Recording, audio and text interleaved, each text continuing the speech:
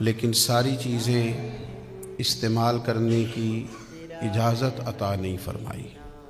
اس میں کچھ چیزوں کو اپنے بندوں کے لیے حلال رکھا ہے اور کچھ چیزوں کو اس نے اپنے بندوں کے لیے حلال نہیں رکھا۔ انسانی صحت کا اور انسان کی طبیعت کا یہ تقاضا ہوتا ہے کہ سب چیزیں اس کے لیے فائدہ مند بھی نہیں ہوتی۔ کچھ چیزیں کھانے کے بعد انسان کی طبیعت بگڑنے لگتی ہے، وہ بیمار ہونے لگتا ہے، اس کے مزاج میں دقت پیدا ہونے لگتی ہے، اور کچھ چیزیں ایسی ہوتی ہیں جن کے استعمال سے انسان کو راحت ملتی ہے، تسلی حاصل ہوتی ہے، طبیعت ہلکی پھلکی ہوتی ہے، اور اس کے لیے وہ چیزیں نہایت سود مند اور فائدہ مند ہوتی ہیں۔ اس بات کو قرآن مجید نے بڑا زور دے کر بیان کیا ہے۔ اللہ نے اپنے رسولوں کو بھی یہ حکم دیا کہ صرف پاکیزہ چیزیں کھائیں، اہل ایمان کو بھی یہ حکم دیا کہ صرف پاکیزہ چیزیں کھائیں۔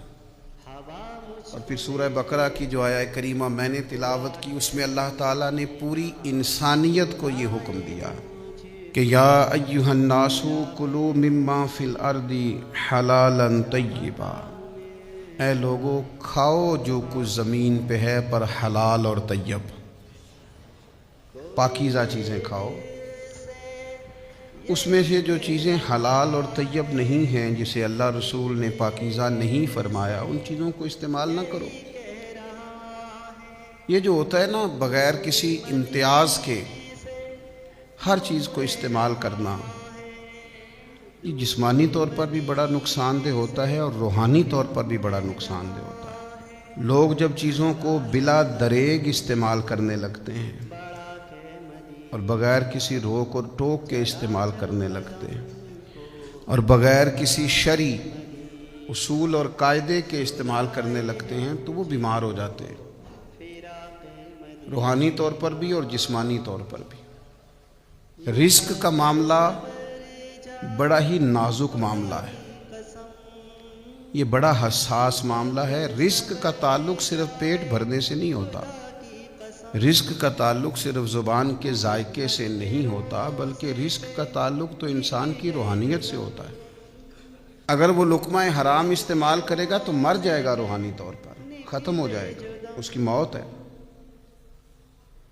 لیکن اگر رزق کو پاکیزہ رکھے، شریعت کے تقاضوں کے مطابق رکھے، پہلے تو لوگ تقوی اختیار کیا کرتے تھے، پرہیزگار ہوتے تھے، تو ان پرہیزگاریوں کا اگر خیال رکھے تو یہ مت سمجھے کہ میں روٹی اور سالن کھا رہا ہوں، بلکہ روٹی اور سالن وجود میں جائے گا تو نور پیدا کرے گا، کیفیات میں مضبوطی آئے گی۔ تو رزق کے مسئلے میں نزاکت کا خیال کرنا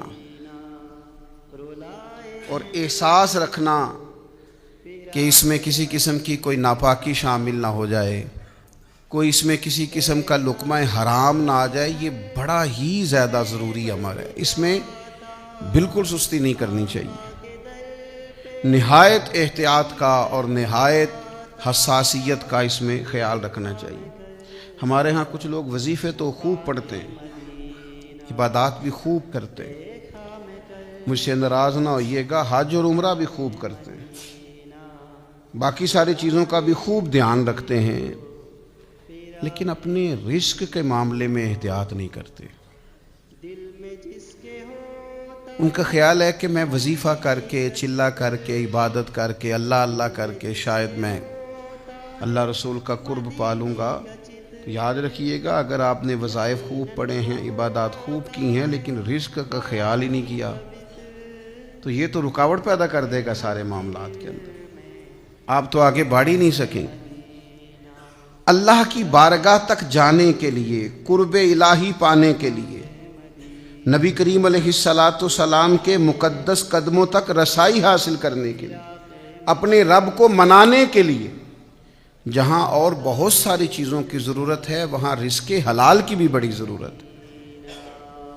اگر آپ کا رزق پاک نہیں ہے، آپ کا لقمہ حلال نہیں ہے، آپ کا کھانا صاف ستھرا نہیں ہے، تو آپ یہ کیسے توقع کر سکتے ہیں کہ آپ اللہ کی بارگاہ کے قریب ہو جائیں گے، نبی پاک علیہ الصلوۃ والسلام کے حضور منظور نظر ہو جائیں گے، یہ ممکن نہیں ہے۔ یہ تو بہت بڑی رکاوٹ ہے، بہت بڑی میل کچیل ہے، یہ تو رستے کا بہت بڑا ایک ایسا بڑا رکاوٹ والا مسئلہ ہے کہ آپ چند قدم نہیں چل سکتے۔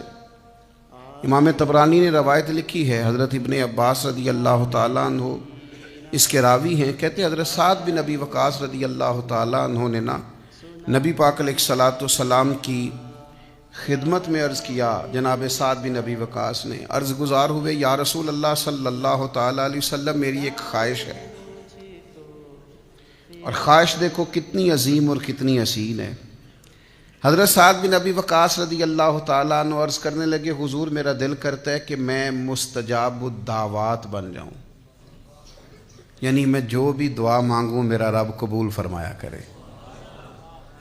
اس کو سمجھیے گا ذرا، یا رسول اللہ صلی اللہ تعالیٰ علیہ وسلم دل کرتا ہے کہ جو عرض میں اپنے کریم کے حضور عرض کروں میرا مالک رحمت کر دے اور میری اس گزارش کو اپنی بارگاہ میں قبول کر لے، یعنی میں مستجاب الدعوات بن جاؤں، یہ میری دعا آپ قبول فرما دیں۔ اور اس کے بعد تو پھر لاٹری نکل آئی نا، یعنی تجھ سے تجھی کو مانگ کے میں نے مانگ لی ساری کائنات۔ یا رسول اللہ صلی اللہ تعالیٰ علیہ وسلم ایک نسخہ چاہتا ہوں کہ میں مستجاب الدعوات بن جاؤں، میری دعائیں قبول ہوں۔ تو جب آپ یہ بن گئے تو پھر آپ جو مانگیں گے پھر تو آپ کے لیے دروازہ کرم کھل گیا۔ تو حضور کچھ بتائیں کہ میں ایسا کیا کروں کہ مستجاب الدعوات بنوں۔ تو آپ مجھے بتائیے، یہاں آج کل ہمارے عرف میں لوگ کہتے ہیں جناب آپ یہ وظیفہ پڑھیں، اس کے بعد یہ پڑھیں، اس کے بعد یہ پڑھیں، پھر اس کے بعد آپ دعا مانگیں۔ اچھی بات ہے، بڑی عمدہ نصیحت ہے اگر کوئی کسی کو اس طرح کہتا ہے۔ کچھ لوگ کہتے ہیں جناب آپ فلاں مقام پہ چلے جائیں اور وہاں جا کے دعا مانگیں تو دعا قبول ہوگی۔ بالکل ٹھیک ہے، کوئی انکار نہیں۔ بعض ایسے مقامات ہیں جو مقدس ہیں، وہاں کی حاضری اللہ نصیب کرے تو دعائیں قبول ہوتی ہیں۔ پر امام طبرانی حضرت عبداللہ ابن عباس رضی اللہ تعالیٰ عنہ سے یہاں جو روایت لائے ہیں اس میں جو ایک بالکل ہی انفرادی پہلو اللہ کے حبیب علیہ السلام نے ہمیں عطا کیا اور ہماری سوچوں کو ایک نیا زاویہ سرکار نے عطا کیا۔ جناب سعد عرض گزار ہیں، حضور میں چاہتا ہوں میری جھولی اپنے رب کریم کے حضور جب بھی پھیلے مجھے گویا بھری ہوئی ملے، رحمت عطا ہو، کرم نصیب ہو۔ تو حضور نے وظیفہ بھی کوئی نہیں بتایا، چلہ بھی کوئی نہیں بتایا۔ اللہ کے حبیب فرمانے لگے آپ اپنے رزق کو پاک کر لیں، جو دعا مانگیں گے رب قبول فرمائے گا۔ بس آپ کھانے میں پاکیزگی کا خیال کریں، رزق میں آپ طہارت کے قائل ہو جائیں۔ آپ جب بھی کھانا کھائیں تو دیکھ لیں اس میں کوئی آمیزش نہ ہو لقمہ حرام کی، تو آپ جب بھی دعا مانگیں گے اللہ قبول فرما لے گا۔ تو میرے عزیز یہ جو طہارت ہے نا، رزق کی طہارت، یہ بڑا بنیادی مسئلہ ہے۔ میں آپ کی خدمت میں عرض کروں جتنا مال ہم اکٹھا کرتے ہیں سارا کھا نہیں سکتے، نہیں کھایا جاتا۔ ایک دفعہ مجھے ایک نعت خان صاحب نصیحت کرنے لگے کہ جناب وہ کئی دفعہ یوں بھی ہوتا ہے نا کہ سورج کو لگے دھبا قدرت کے کرشمے ہیں اور بت ہم کو کہیں کافر، چلو اللہ کی مرضی ہے۔ وہ مجھے ایک دفعہ کہنے لگے آپ نے ہر شے بڑی سستی کر دی ہے، بغیر کسی مطالبے کے چلے جاتے ہیں آپ، تو اس سے وقار نہیں رہتا۔ اور مجھے سمجھایا، ایک بڑے اچھے خطیب صاحب تھے اور ایک نعت مجھے انہوں نے سمجھایا۔ ظاہر ہے ہم چھوٹے بندے ہیں، کوشش بھی کرتے ہیں کوئی سمجھائے، تو کافی لوگ ہمیں سمجھاتے ہیں، ویسے صحیح بتا رہا ہوں، آپ کافی بندے سمجھاتے ہیں اور ہم بھی چلو سمجھنے کو تیار بیٹھے ہیں ہر وقت۔ تو وہ کہنے لگے کہ وقار نہیں، اور مجھے مثال دی، کہنے لگے بتائیں ایک ڈاکٹر کی فیس کچھ بھی نہیں، یہاں ایک کی فیس 1000 روپے اور ایک کی 10,000 ہے، تو لوگوں کی نظر میں قیمتی کون ہوگا؟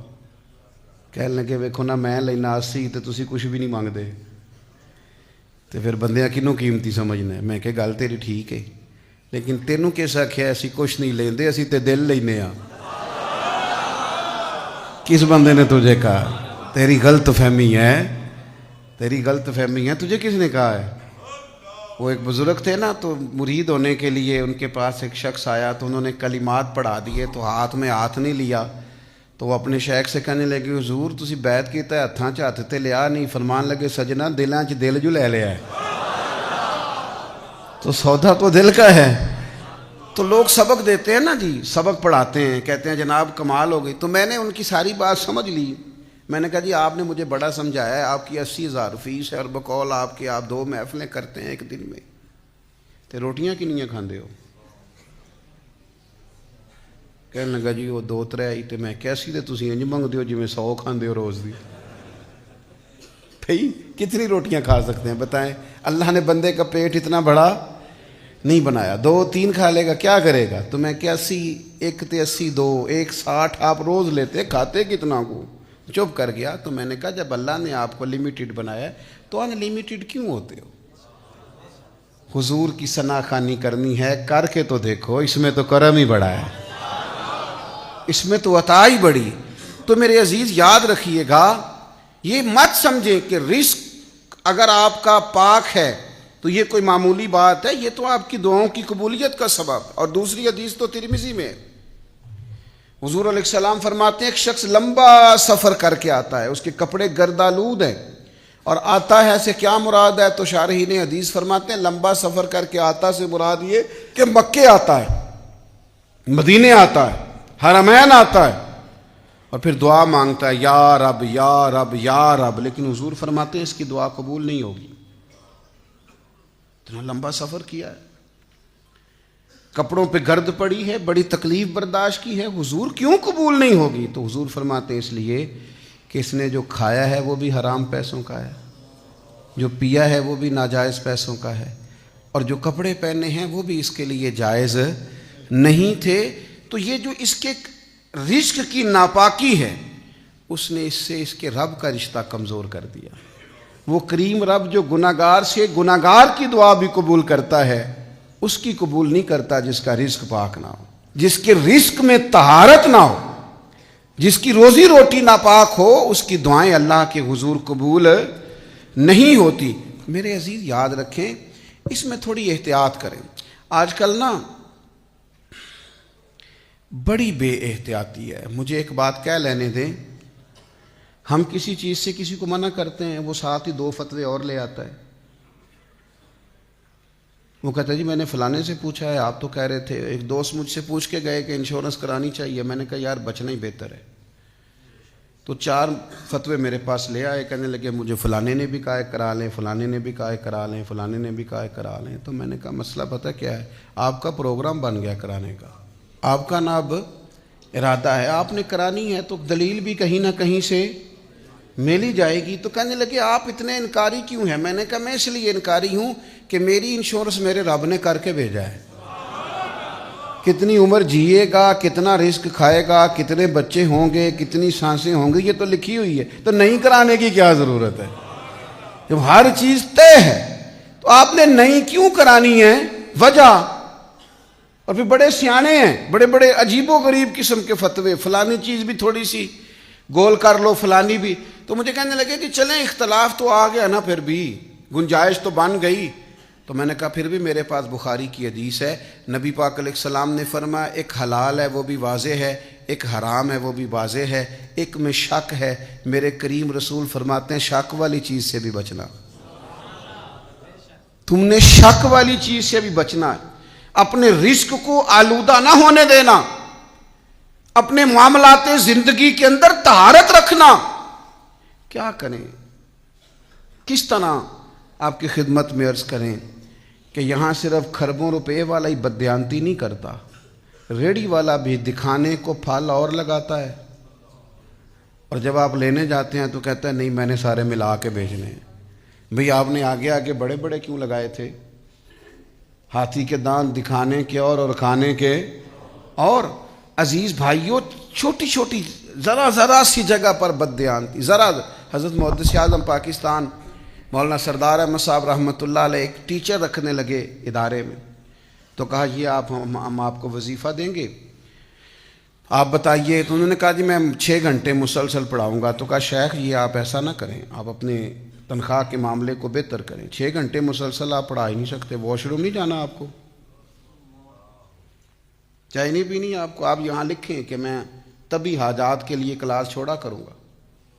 آپ چیزوں کو سمجھیں. میں ایسے اساتذہ کو جانتا ہوں, چھٹی کرتے تھے تنخواہ نہیں لیتے تھے, کہتے تھے کام نہیں کیا, تنخواہ کس بات کی. حلال اور طیب رزق پاکیزہ, اس کی احتیاط کرنا, اس کے پس منظر کو سمجھنا, اپنی روحانیت پر کبھی بھی کسی قسم کا بھی کوئی داغ نہ آنے دینا, اور ذرہ برابر بھی اس میں کوئی کوتاہی نہ آنے دینا, یہ بندے کی چیز روحانیت کو مضبوط کرتی ہے. امام اعظم ابو حنیفہ رحمۃ اللہ علیہ کپڑے کا کاروبار کرتے تھے. تو جب اس طرح کا موسم ہوتا تھا نا, بادل بن جاتے تھے اور دھوپ نہیں ہوتی تھی, تو امام صاحب کیا کرتے, اپنے سیلز مین سے کہتے کہ یہ نا دکان بند کر دو, آج ہمیں سودا نہیں بیچنا. کیوں؟ فرماتے اس لیے کہ گاہکوں کو کپڑا صحیح نظر نہیں آئے گا, چونکہ موسم بادل کا ہے, دھند کا ہے, انہیں صحیح دکھائی نہیں دے گا. ایسا نہ ہو کہ سمجھیں کچھ اور قیمت کسی اور کپڑے کی دے جائیں. ہمیں بالکل حلال اور طیب رزق کھانا ہے. ہمیں اس میں کسی قسم کی کوئی, یعنی اب تو بڑی بڑی لائٹیں لوگوں نے لگائی ہوتی ہیں کہ نظر ہی کوئی کیا بات ہے, کیا کچھ آئے, اور کیا اس میں لوگ رنگ بھرتے ہیں, اور کیا تعریفیں کرتے ہیں, اور کیا ان کا انداز ہوتا ہے. اپنے رزق میں محتاط ہوں. ایک دوست ایک دن کہنے لگے, حضرت یہ جو لوگ بڑا ہی ڈراتے ہیں نا دوزخ سے, بڑا ہی پریشان کرتے ہیں, بڑا ہی آخرت کے بارے میں سخت جملے بولتے ہیں, اور بڑی بعض روایات سنا کے ہمیں بڑے خوف زدہ کرتے ہیں, قیامت بڑی سخت ہوگی. ان کو بتایا کریں کہ اللہ بڑا کریم ہے, قیامت میں اس نے معاف کر دینا ہے. اس نے وعدہ کیا ہے کہ میرا غضب زیادہ نہیں, میری رحمت زیادہ ہے. اتنا ڈراتے ہیں. تو میں نے کہا وہ تو اس لیے ڈراتے ہیں کہ آپ عمل کریں. کہنے لگے ٹھیک ہے عمل کریں گے, پر اتنا خوف زدہ انہیں سمجھایا کریں اللہ کی رحمت زیادہ ہے, اللہ کا وعدہ ہے قیامت میں کرم فرمائے گا. تو میں نے کہا اللہ کا تو یہ بھی وعدہ ہے کہ رزق میرے ذمے ہے, اس کے لیے آپ صبح شام ڈیوٹی کرتے رہتے ہیں. اللہ کا وعدہ نہیں, جو زمین پہ چلنے والا ہے اس کا رزق میرے ذمے ہے. تو آپ مہربانی کریں نا, آپ اللہ کا وعدہ ہے, آپ بیٹھ جائیں گھر میں آرام سے. اللہ کا وعدہ ہے نا, اللہ فرماتے ہیں جو زمین پہ چلنے والا ہے اس کا رزق میرے ذمے. تو جب اللہ کے ذمے رزق ہے تو سویرے اتنی جلدی کیوں اٹھتا ہے؟ اللہ کا وعدہ نہیں؟ عجیب بات ہے نا کہ یہ بھی اللہ کا وعدہ ہے کہ رزق میرے ذمے ہے, پر تو تھک گیا ہے, تو بیمار ہے, پھر بھی جا رہا ہے. لیکن آخرت کے بارے میں تو کہتا ہے بڑا کریم ہے, معاف کر دے گا. تو یہ بیٹھنا گھر میں, تو کہہ بڑا مہربان ہے, اس کے ذمے ہے تو آ جائے گا, میں نہیں جاتا دکان. اس کے لیے بڑی کوشش ہے, ہمت ہے, جد و جہد ہے, سویرے ٹائم پہ اٹھنا ہے, 1 گھنٹہ لیٹ نہیں ہونی چاہیے دکان, اور اس کے لیے تیرا خیال ہے معاف کر دے گا. تو عجیب منشا ہے نا, فلسفہ عجیب. تو رزق کے مسئلے میں یہ کہنا کہ نہیں کوئی مسئلہ ہی نہیں, تو یہ بڑی خوفناک بات ہے. اس کو سمجھیں, یہ قیامت کی نشانیوں میں سے نشانی نبی پاک نے بیان کی. حضور فرماتے ہیں قرب قیامت میں ایک وقت آئے گا لوگ پرواہ ہی نہیں کریں گے کہ میرا رزق حلال ہے کہ حرام ہے, پر جہاں سے آ رہا ہے, جس طرح کا آ رہا ہے آنے دو, جس سمت سے آ رہا ہے برانے دو. نہ ماں باپ پوچھیں گے, نہ بیوی بچے پوچھتے ہیں, نہ کوئی اور سوال کرتا, آنے دو, کوئی گنجائش ہی نہیں. یہ قرب قیامت کی علامتوں میں سے علامت. اور شارحین حدیث فرماتے ہیں, بزرگ فرماتے ہیں, جو رزق کی پرواہ نہیں نہ کرتا کہاں سے آ رہا ہے, اس کا پیٹ بھی کبھی نہیں بھرتا. پیاس بڑھتی ہے, بھوک بڑھتی ہے, اللہ اس کا فقر اور بڑھا دیتا ہے, اس کی غربت اور بڑھ جاتی, اس کے مسائل اور بڑھ جاتے. کیوں؟ پرواہ نہیں کر رہا کہاں سے آ رہا ہے, آتا جا رہا ہے, آئے جو آئے قابو کرو, جیسے آئے قابو کرو. اور حرام کی صرف یہی صورت نہیں کہ جو پیسے آپ کے نہیں تھے وہ آپ نے لے لیے, حرام کی بہت ساری صورتیں. جس آدمی نے جس چیز کے پیسے لیے اس کوالٹی کی چیز نہیں دی, اس کا رزق بھی پاک نہیں ہے. مجھے بتائیے, آپ جس ڈاکٹر کے پاس بھی جاتے ہیں کوئی بھی دوائی لینے کے لیے, وہ سب سے پہلی چیز یہ کہتا ہے باہر کی چیزیں نہیں کھانی. کیوں؟ جو باہر کی چیزیں بیچتے ہیں انہیں اس بات کا احساس نہیں ہوتا کہ ہم جو بیچ رہے ہیں وہ بیماری ہے؟ یہ کیسے ہو سکتا ہے آپ بیماری بانٹیں اور آپ کے گھر شفا ہے؟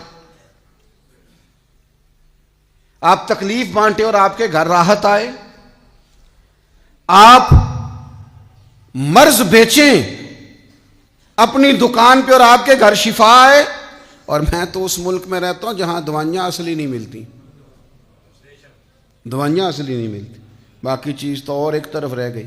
کچھ لوگوں کا خیال ہوتا ہے ڈاکٹر سیاںا نہیں، آپ جا کے دوائی مانگے کہتے نسخہ وہی ہے، فارمولا تو لے جا۔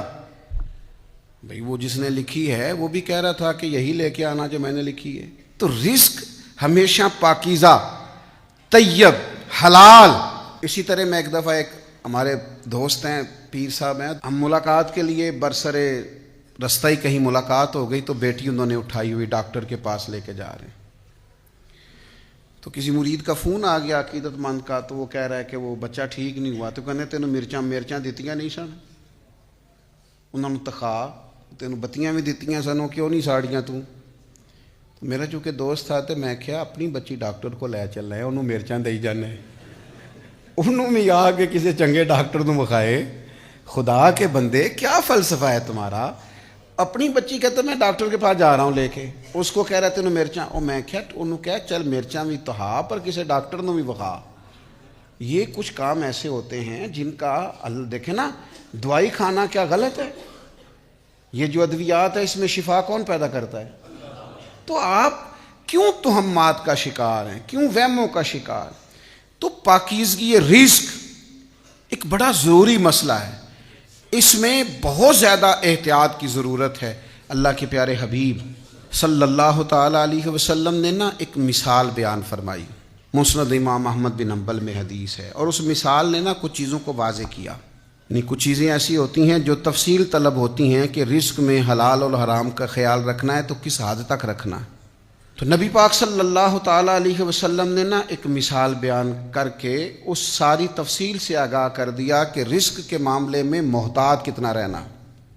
حضور فرمانے لگے کسی شخص نے 10 دینار کا لباس خریدا ہے، لیکن اس میں 1 دینار ناجائز ہے، اس کی جو قیمت خرید ہے وہ 10 ہے، لیکن اس میں جو اس کا اپنا نہیں، جو ناجائز شامل ہو گیا وہ 1 ہے، 9 روپے اس کے اپنے۔ حضور فرماتے ہیں اگر اس نے 10 دینار کا جوڑا خریدا اور 1 دینار اس میں حرام کا ہے، اور وہ 10 دینار کا جوڑا پہن کے اس نے نماز پڑھی، اللہ اس کی نماز قبول نہیں فرمائے گا۔ 9 دینار اپنے ہیں، اتنی بھی آمیزش حرام کی رب قبول نہیں کرتا، پسند نہیں فرماتا کہ 9 گنا اس میں جائز ہے، صرف 1 حصہ ناجائز ہے، تو وہ قابل قبول نہیں ہے۔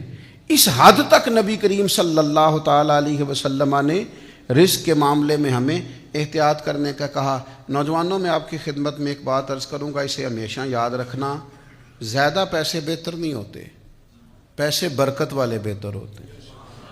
آپ کے پاس برکت والی روزی ہو، رب تعالیٰ آپ کے اور ہمارے اسی کے اندر سارے مسائل حل کرے، ضروریات پوری۔ میرے ابا جی کہا کرتے تھے پیسیاں دی لوڑ کو نہیں، بس بندے نے کسی دا دینا کچھ نہ ہوئے، کوئی قرضہ لینے نہ کھڑا ہو دروازے پہ، باقی بہت زیادہ مالدار ہونا اور بہت زیادہ آسودہ حال ہونا، اس لحاظ سے اس میں ناجائز کی طرف جانا یہ درست نہیں ہے۔ بس آپ نے قرض نہ دینا ہو، آپ کے ذمے کسی شخص کا دین نہ ہو، تو اللہ کا فضل ہے، لقمہ حرام سے اپنے آپ کو 100% بچائیں، 100% بچائیں۔ حضور مسجد نبوی میں تشریف لائے تو امام حسن بھی ساتھ تھے، تو صدقے کی کھجوروں کا ایک ڈھیر لگا ہوا تھا، تو امام حسن نے ایک کھجور اٹھا کے منہ میں رکھ لی، تو اللہ کے رسول نے انگلی ڈال کے نکال دی، فرمایا صدقہ ہے، میری اولاد کے لیے جائز نہیں۔ گویا حضور نے اپنی امت کو سبق دیا کہ اگر کسی کا مال تمہارے بچوں کے منہ میں ایک کھجور کی صورت میں بھی جائے، نکال دینا، یہ ضروری ہے۔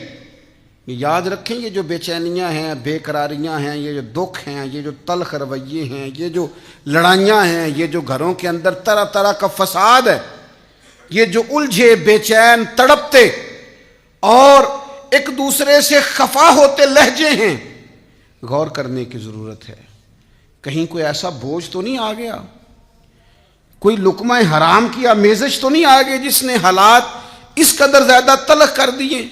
میرے عزیز یاد رکھیے گا، جب تک رزق کے مسئلے میں ہم پاکیزگی والا مزاج نہیں بناتے، اپنی طبیعتیں ٹھنڈی نہیں کرتے. دیکھیں ایک جملہ کہہ کے نبی پاک علیہ السلام نے اس بات کو کہاں پہنچا دیا. فرمایا جو وجود حرام سے پلے گا، جو گوشت حرام سے پلے گا، حضور فرماتے ہیں وہ جنت میں نہیں جائے گا.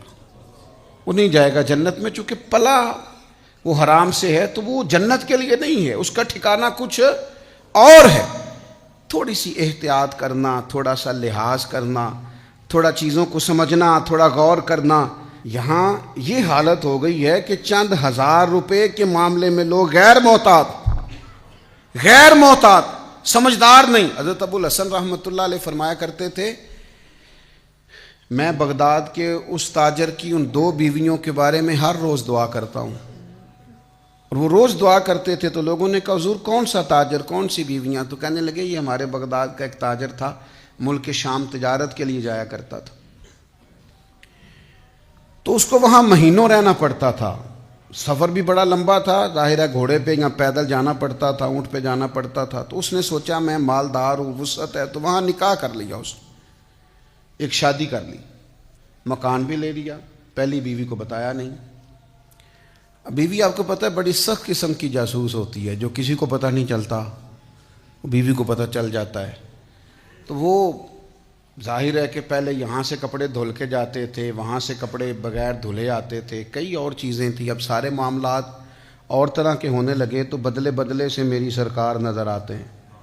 اس کو تھوڑی سمجھ آ گئی. اس نے ایک بندے کو پیسے دیے کہ اب کہ یہ شام جائے تو ذرا اس کی جاسوسی تو کرنا. تو وہ شخص ملک کے شام تک جاسوسی کرنے گیا اور واپس آ کے اس نے کہا کہ بہن تیرے شوہر نے وہاں نکاح کر رکھا ہے، گھر بس آیا ہوا ہے. اس نے کہا پوچھ لیتی ہوں. لیکن یہ جب ملک کے شام سے ہجرت کر کے تجارت کر کے واپس آیا تو بیمار تھا بڑا سخت. تو خاتون بڑی سمجھدار تھی، اس نے کہا یہ کچھ ٹھیک ہو جاتا ہے. گیا تھا تو تب بھی کچھ ٹھیک نہیں تھا، تو واپس آیا تو زیادہ بیمار ہو گیا، تو کچھ بہتر ہو جاتا ہے. تو میں اس سے پوچھوں گی کہ آپ نے مجھے نہیں بتایا اور نکاح کر رکھا ہے، لیکن اللہ کو کچھ اور منظور تھا. اسی بیماری میں وہ تاجر فوت ہو گیا. سوال جواب کا وقت نہیں آیا. شیخ ابو الحسن رحمۃ اللہ علیہ فرماتے ہیں عدت گزری، اولاد تھی نہیں، 2 ہی بیویاں تھی، کوئی اور رشتہ نہیں تھا. عدت گزری تو اس بیوی نے جو بغداد میں تھی، جس کے پاس لاکھوں کروڑوں کے حساب سے ورثہ چھوڑ گیا تھا، اس نے اس کے 2 حصے کیے جائیداد کے، اور اسی جاسوس کو ساتھ لیا اور ملک شام چلی گئی. جا کے کہنے لگی بہن وہ میرا ہی شوہر نہیں تھا، تیرا بھی تھا، تو یادہ حصہ تیرا بنتا ہے جائیداد میں، تو رکھ لے. تو وہ کہنے لگی جس رب رسول کو تو مانتی ہے میں بھی اسی کو مانتی ہوں. کہا معاملہ کیا ہے؟ کہنے لگی بالکل وہ میرے شوہر تھے، مجھ سے نکاح کر رکھا تھا، مجھے اخراجات دیتے تھے. اس بار جب وہ آئے تھے تو بیمار تھے، تو مجھے کہنے لگے مجھ سے تجارت بھی نہیں ہوتی اور مجھے لگتا بھی نہیں